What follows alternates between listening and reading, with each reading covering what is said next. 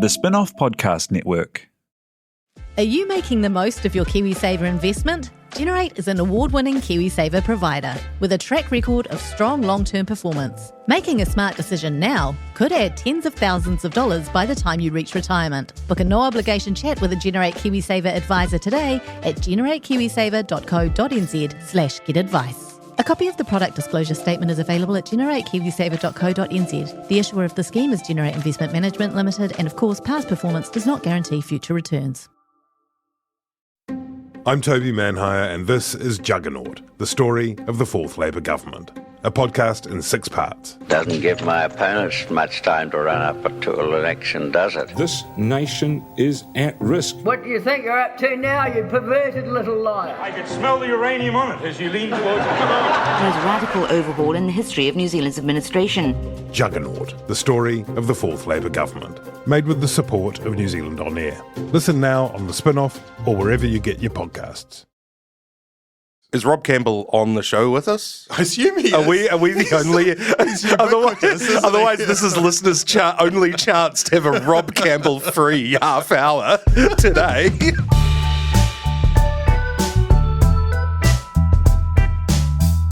Kia ora tātou, this is God by Lunchtime. I'm Toby Manhire here with Ben Thomas, freshly returned from Wairoa. How are you? Are you all right? Back in the city.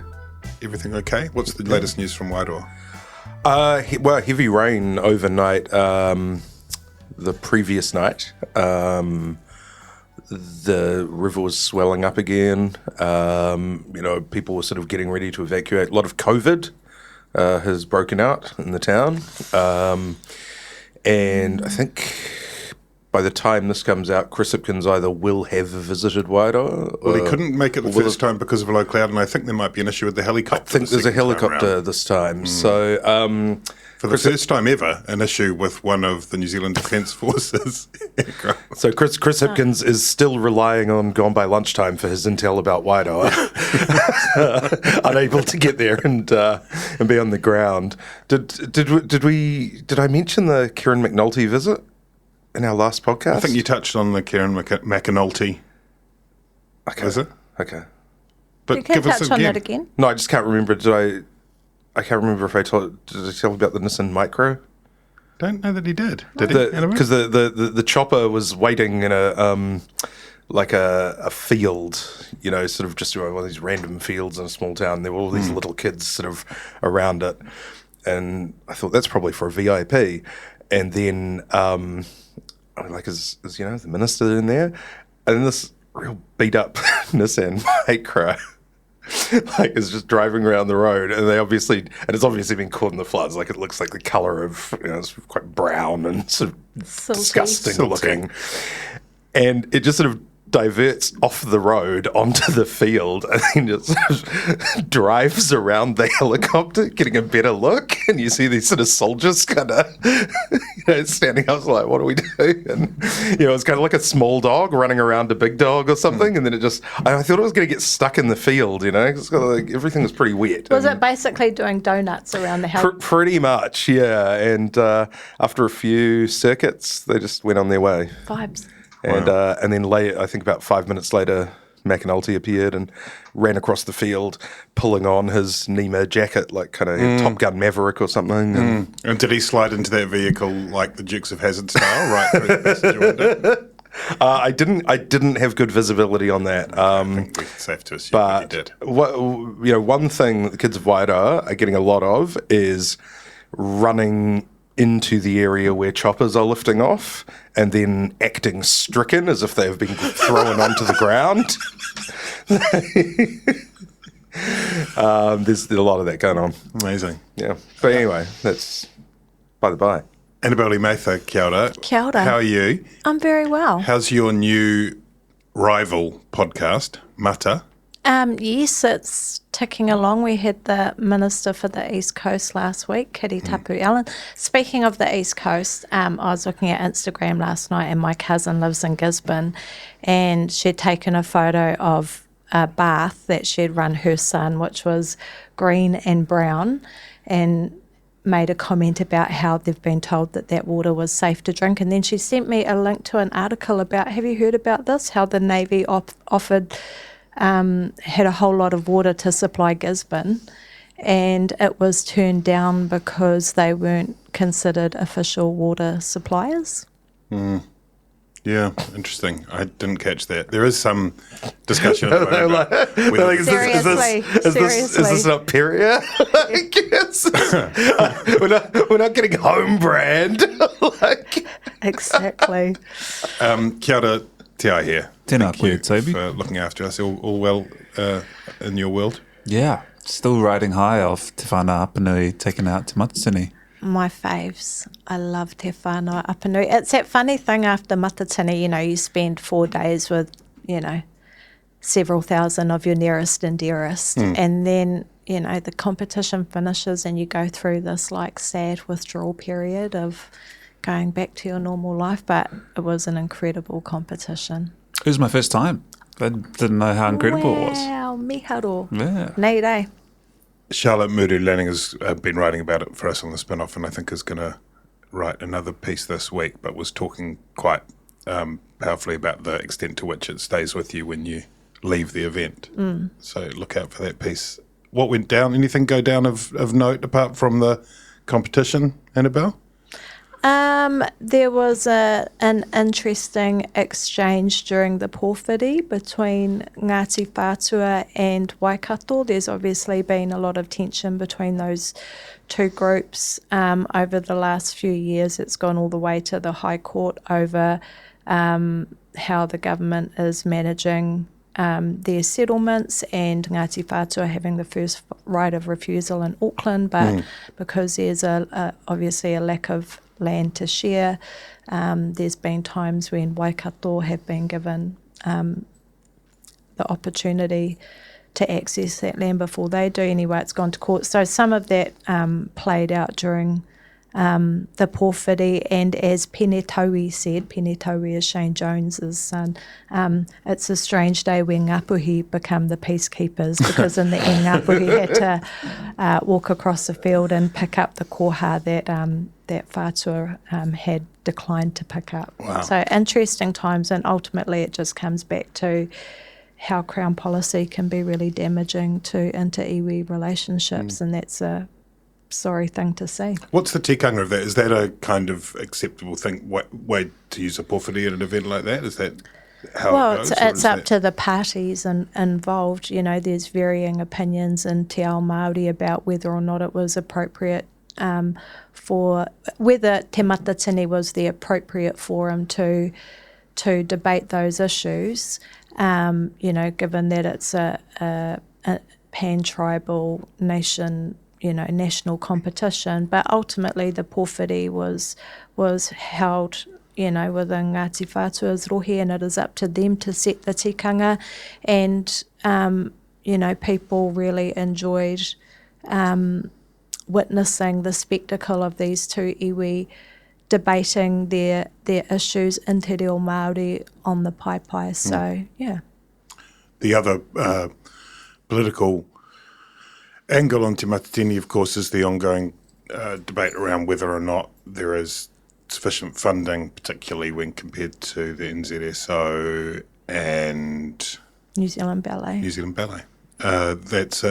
Te Pāti Māori is pushing hard on that? Is there any sense that there'll be any movement on that front? Well, it's been a long-running issue because it's not a new thing. It's been happening for years, and they did get $1 million top-up a few years ago, but the reality is I think they only get $2.9 million for a competition that involves 2,000 performers, tens and tens and tens of thousands of spectators, and literally millions of viewers when you count the online engagement, and by comparison to the NZSO, who doesn't have anywhere near that level of engagement or participation. I think they get around 20 million. New Zealand Ballet gets slightly less, and so it's been debated for many years. Rawiri Waititi and Te Pāti Māori took the opportunity to raise it again at this year's Matatini. Kind of the way I read the response to it from government is that that while they would like to give more money to them, that given we've just gone through a crisis of epic proportions, that there may not be a whole lot of money around. I don't think that's going to wash with a lot of Māori. You know, it's not something that's just cropped up. It's been a systemic failing by multiple governments to adequately fund Te Matatini to the level that it should be. And when you look at the impact that it has economically for Māori, small Māori businesses, the health outcomes, all of those things, it has to be probably the most successful arts festival held in Aotearoa, and it should really get the funding it deserves. Because if you can do that on 2.9 million, imagine what you could achieve if you were getting equitable funding. I think that's the question, is what what do you get for the extra funding? It's a bit of a red herring kind of comparing it to the NZSO and the Royal New Zealand Ballet, in the sense that they're performing arts organisations. You know, you have to keep a company together or an orchestra together. You have to pay them for them to do their jobs, that kind of thing. Te Matatini is a different sort of thing. It's competition. Well, that's because it's not funded. They might like to have companies and paid employees and paid performers who get to be professional artists as well, but that's not an option because they can't afford to do it because they're not funded. Sure, but that is a different thing to Te Matatini itself as it is now, which is a competition for sort of unpaid groups. I mean, obviously there's ways that they could use the money, but I think it is a... I think it's a kind, and none of my comments should be taken as defending the orchestral sector and its funding, but I think it is... I think the Māori Party knows what it's doing when it sort of compares, these fusty old sort of white sort of organisations to Te Matatini, even though they're not sort of direct one-for-one comparisons in terms of what the kind of cost structures and overheads are. It's probably is a very good argument for increasing Te Matatini funding to take the pressure off, fundraising for getting groups to Te Matatini and stuff.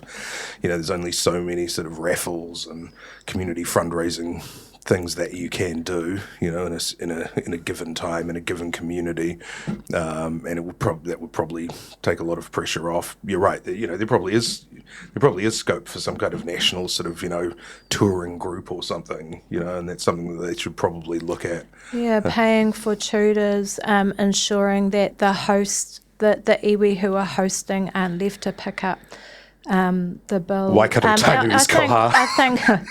I think too that the comparison to the New Zealand Symphony Orchestra and the New Zealand Ballet hasn't come from the Māori Party. It's a comparison that's been made going back, more than 10 years by various groups and advocates. But just simple things like being able to have it like pay the people who work for Te Matatini on their executive properly and have more people come in. There's all sorts of things they can do. And annual, because it's every second year at the moment, isn't it? It's every second year. And the intervening year is when all the regional competitions run. So all around the country, there's a whole lot of regional competitions that involve even more groups. And the ones that, depending on how many groups perform, a certain amount get to go forward to the nationals. So when you look at the overarching thing, not just the groups that turn up at Te Matatini, but the ones that also participate in all the regional competitions, it's incredible what Māori are able to achieve just through their aroha, their passion and their volunteer mahi. I should say it's March the 1st today. White Rabbits. Pinch and a punch. Thanks to members, spin-off members, the greatest, the very greatest. We're going to talk a bit more about the cyclone recovery and maybe a bit of return to Parliament, a bit of Maureen Pugh. But first, let's discuss Rob Campbell, who I assume was at Te Matatini. He would have been out and about, probably on the stage. You cannot miss Rob Campbell, who was, until recently, the chair of Te Whatu Ora, the Health New Zealand organisation, but is no longer because he posted on LinkedIn about National's Three Waters policy, or Three Waters alternative policy, which we'll come to in a moment too. And now he's still, at the time of podding, he remains chair of the Environment Protection Authority, but his head is being called for there. The Post criticised National, suggested it was, I think his words were thinly veiled dog whistling in terms of the removal of the co-governance element. Ben, the Rob Campbell show. He's quite a fascinating figure, isn't he? I mean, he started off as a sort of he was a union unionist guy, strong socialist, and journeyed all his way to the chair of Sky City, which is... Yeah, he's got this complicated history. He was a leading figure in the trade union movement in the 80s when, the Labour government of that time pivoted towards what is now called neoliberalism. Rob kind of followed them to the boardrooms and worked with, some of the largest companies in New Zealand, became a professional director. There are some very mixed feelings. There have been very mixed feelings about him on the left of politics for, some time. Probably over the last sort of decade, in terms of public pronouncements, there's been a real sort of journey, sort of road to Damascus maybe, sort of, that's been charted pretty publicly, where he's become much more vocal about the responsibility, corporate responsibilities towards the environment, on social issues, probably more pronouncedly left-wing in his sort of commentary. And, and as he said on Kim Hill, he's been a Crown Entity director, for many years, but he was selected to chair Te Whatu Ora, the new health authority. And when I saw these comments, I was like, well, it's flagrantly overstepping the line, right? The Crown Entity chairs are bound by the Public Sector Code of Conduct or the Crown Entity Code of Conduct, which is very similar to the Public Sector Code of Conduct, by the new Public Service Act from 2020, and it has this requirement of political impartiality.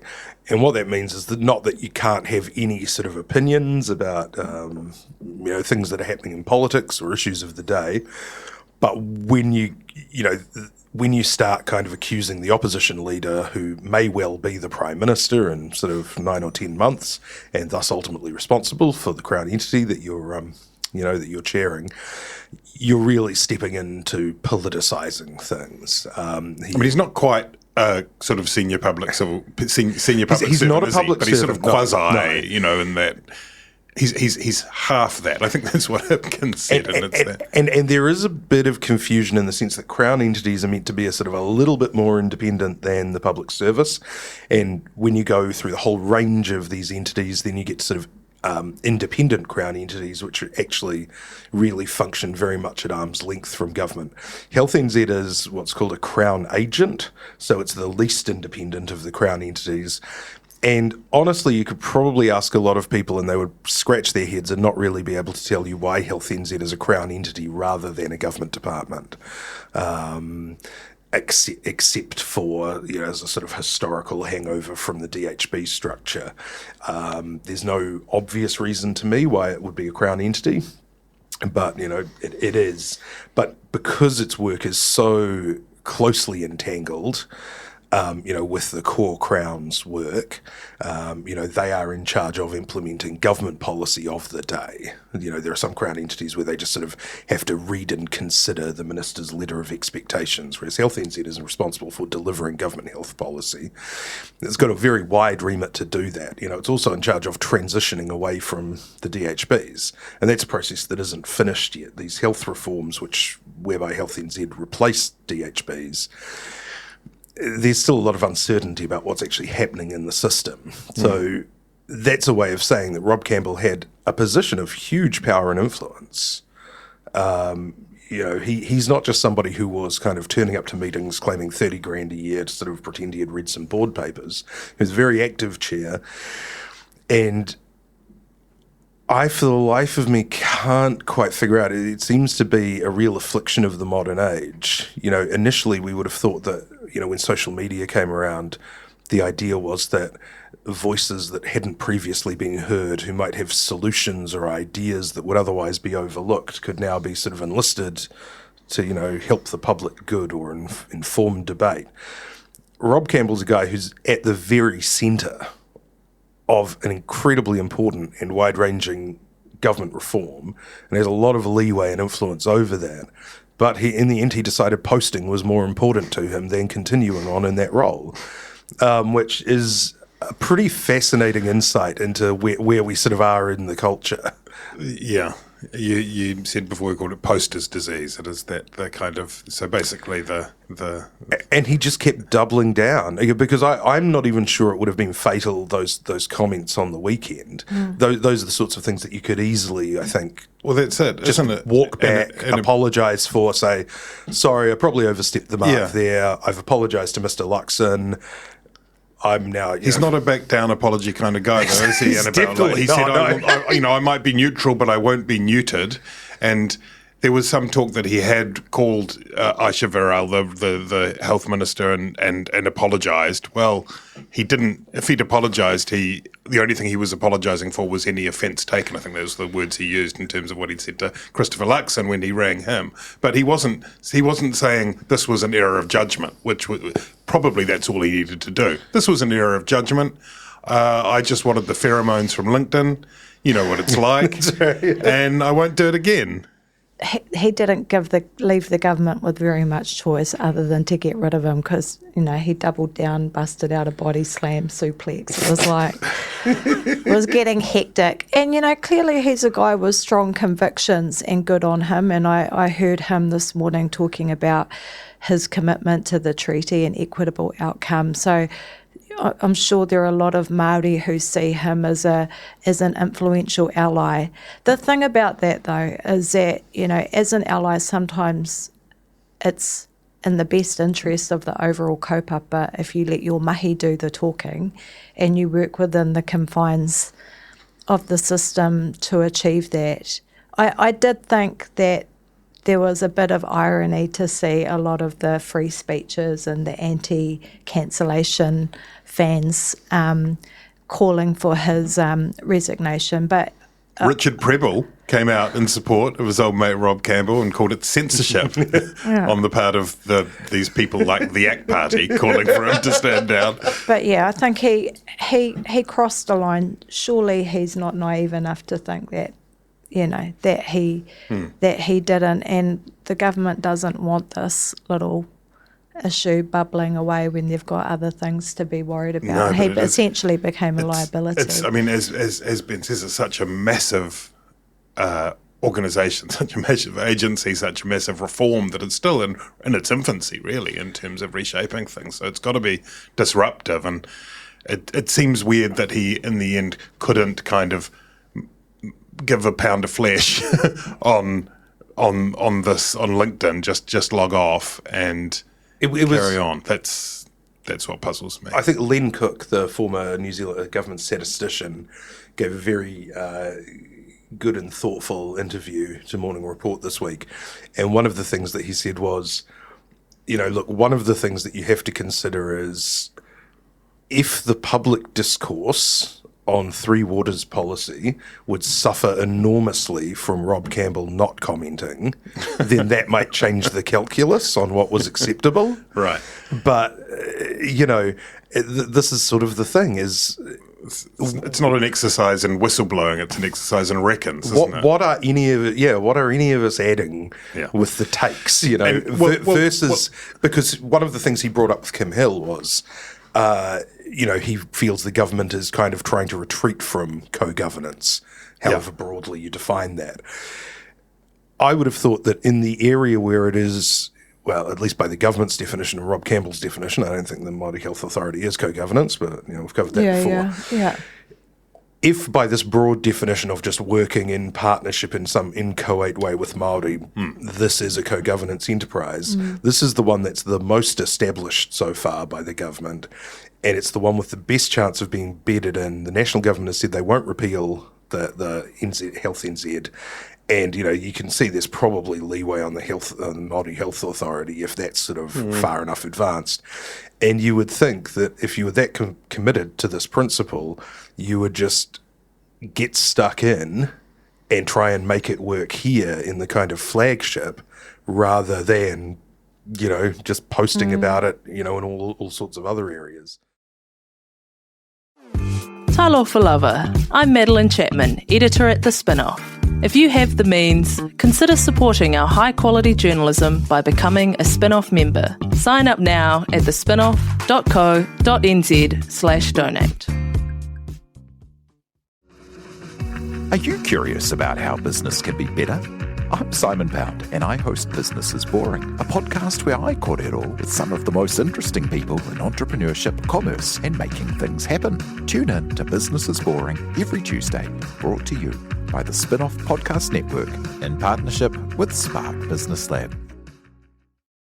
This is Climate Adaptation. We are the Pōtiki of the Taiao. And the words of those keeping the home fires burning. It's more than just going along and planting some trees. You got to be able to defend that place to the end of your life. We have the solutions. We just need to come back to the belief in ourselves as rangatira. Join me, Nadine Hura, and Ruia Āpirehama, the Kōpapa Korangi Series 2, Ahi Ka. Brought to you by Te Komata o Te Tonga, the Deep South Challenge, out now on the Spinoff Podcast Network or wherever you get your podcasts.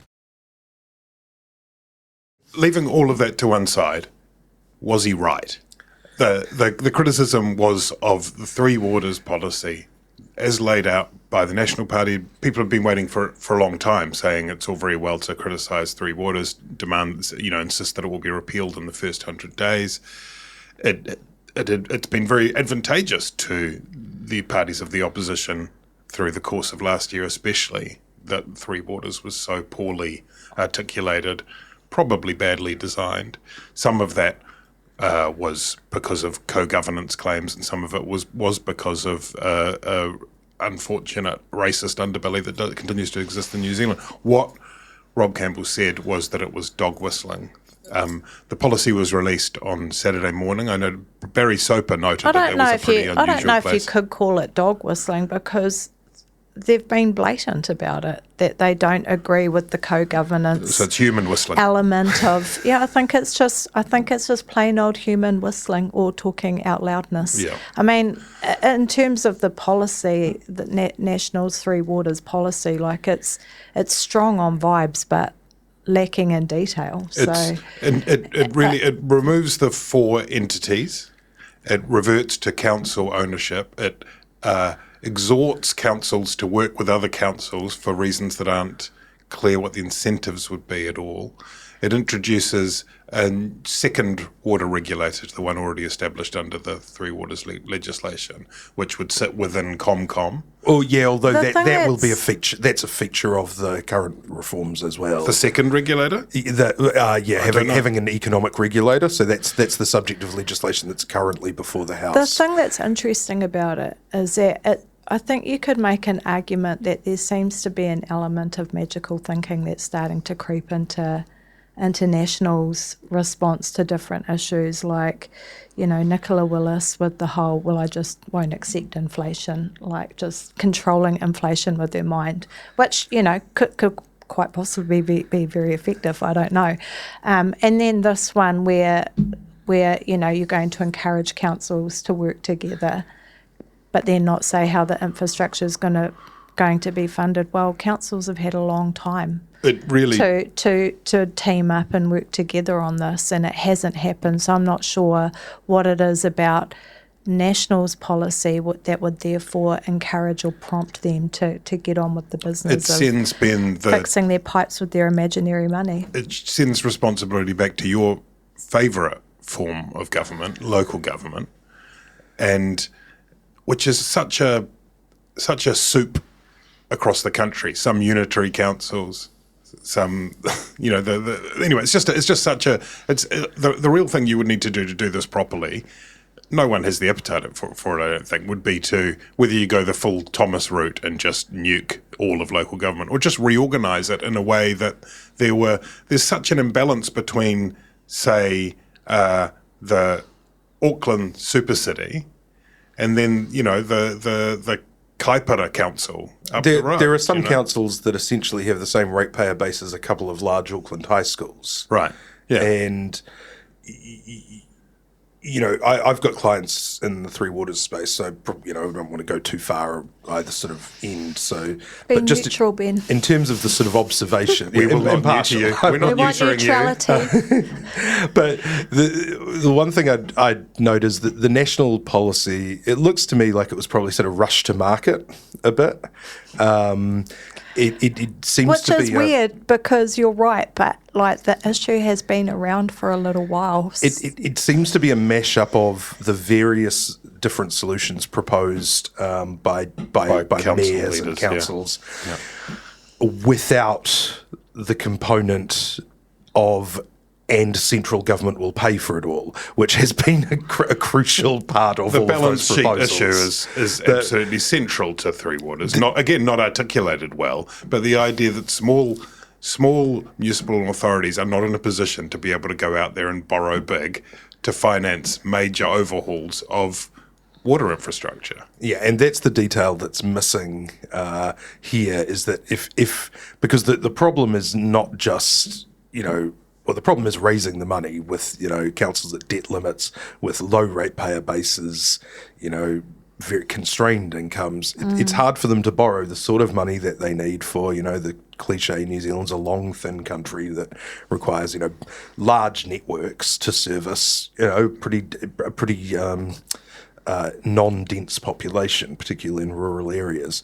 And so cross-subsidisation was a feature of the Labour proposal. And you can't have cross-subsidisation if you only have one small council.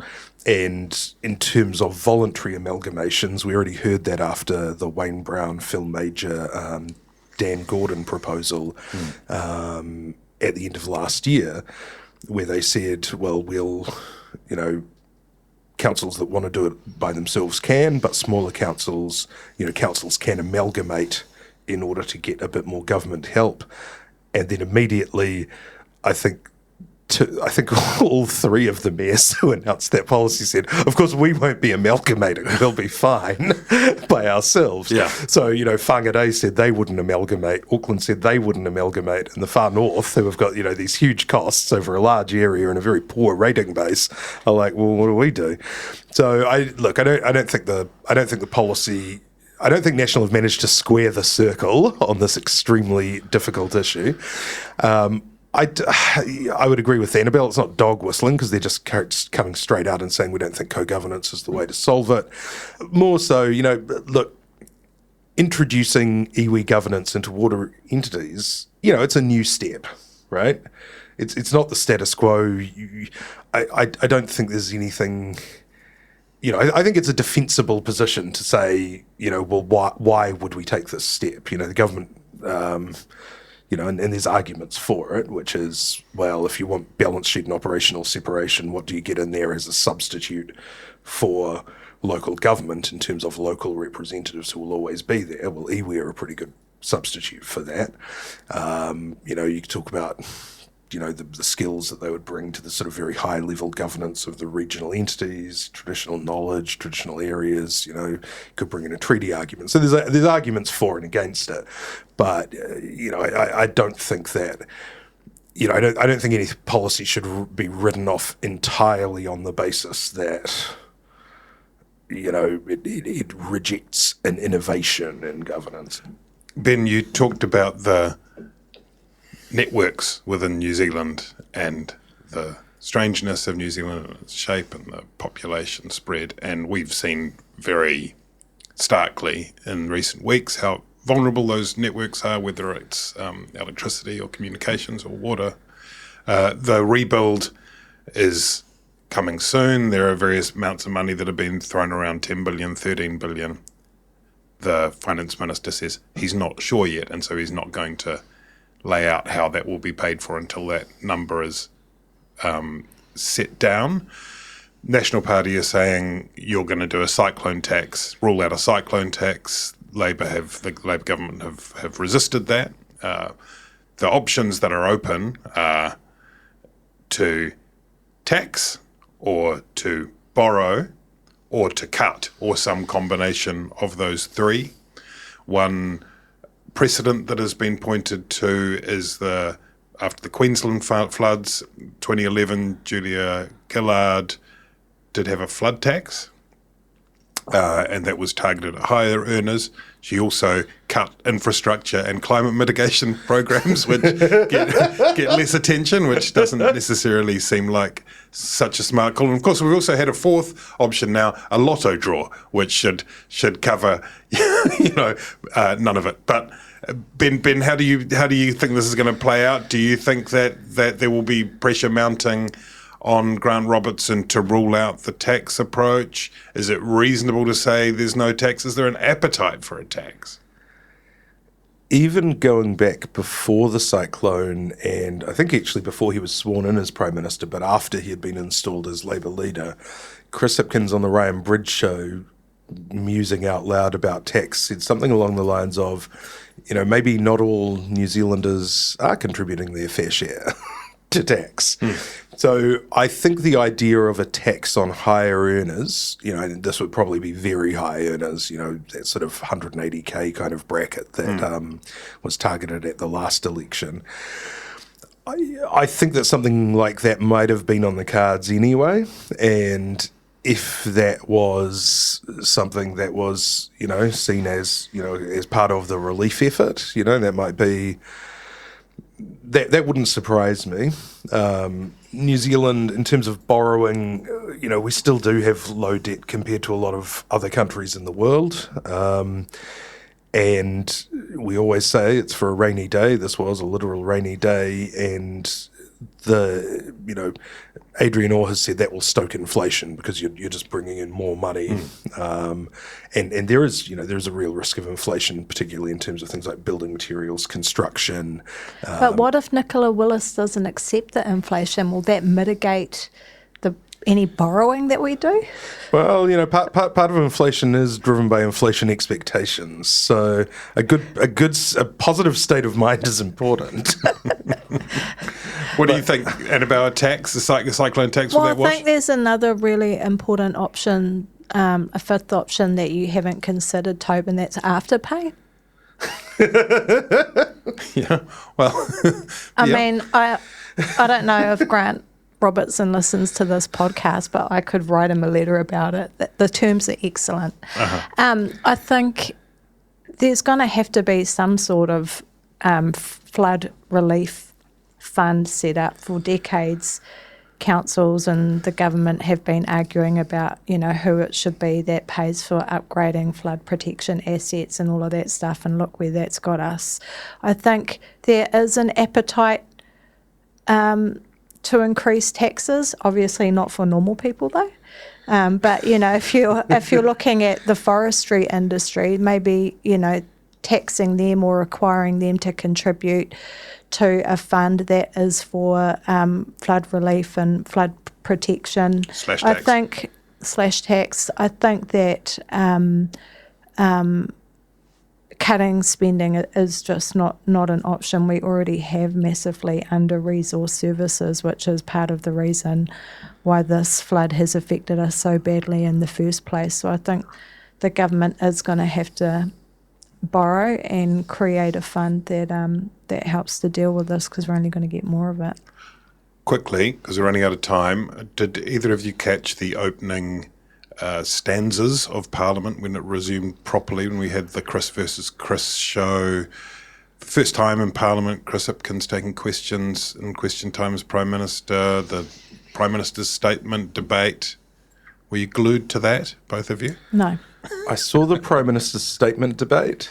Yeah, it is sort of interesting, but both of the major party leaders, really we do seem much more down to sort of earth with our leaders right now. Neither of them have the kind of star power of Jacinda Ardern or John Key before her. And you sort of see that, Hipkins up at the podium is much more he's much more of a straight shooter, as they say, than Jacinda Ardern. Not in terms of always being accurate. Quite bread and butter, really. Yeah, Isn't it? But, that's right. Very straight, just like a boy from the hut. He's had to walk back a few things. He had to walk back that claim in Parliament that the share of tax had not gone up. He had to walk back dismissing people being held at gunpoint as unsubstantiated rumours. He got that tonally wrong a bit as well, didn't he? Just in terms of, not at least acknowledging the reality of that. I mean, and I think people like it, and obviously acted quickly on Rob Campbell, and I think people find it refreshing when a politician can just sort of admit a mistake and move on. If that's all they're doing, though, it starts to become a bit distracting. If they're just moving on to the next apology, it's sort of... It was, not that we want to make it a scorecard kind of thing, but I think Chris Luxon definitely had the better of those sort of two encounters. In question time, Chris Hipkins was less strong, partly because he messed up the number on the tax take and then all around that. But on the earlier day, remember, and we need to at least mention it, Chris Luxon, I think, was destabilised by the Maureen Pugh intervention that morning, which was a really unfortunate thing to happen to National when they'd been, trying to do best behaviour, don't muck it up. Well, in fact, Simon Bridges floats through everything, doesn't he? Because Simon Bridges was there as a reminder of not sticking your oar in, and helpfully. And then Simon Bridges was also there as a reminder of the risk of Maureen Pugh. So when she was brought out, I was standing on the tiles when the head of National Press was standing there right beside. It's like he had a taser to her. I think Guyon Esmond had described it as being like a hostage video when she came out. Anything to add to that? I think we're getting a winded up noise from Te Aihe. Very quickly, word on Chester Borrows. Pretty extraordinary figure in New Zealand politics. Managed to do the rare thing of being principled, but also uniting people from just about every part of politics. Activists on all sides. Yeah, very sad. I mean, Chester was a minister when I was in the Beehive. He was just a really decent and nice person who really followed through his convictions and really lived them. And very sad that he's sort of taken it, far too soon, I think. Tautoko. Kia ora, thanks, I hear, thanks, listeners, thanks, members. Back soon.